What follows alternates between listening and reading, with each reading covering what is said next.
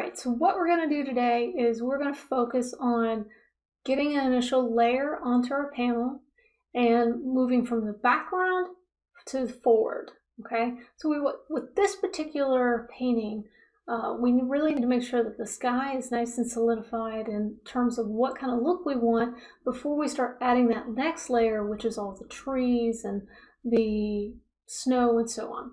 So we're going to focus on the sky first, all right? Now, I do already have my panel pre-drawn, and I have it sealed already. So in the seal, what I used is a product called Krylon Workable Fixative. And so what it does is it just kind of seals the painting to where I can't even move around my graphite. It doesn't end up on my fingers at all. So it's really very handy, so that way as you're laying those initial thin layers down, it's not going to pick up the graphite and dirty up your painting. All right, so I'm going to take you down to the palette and we're going to go through the palette real quick.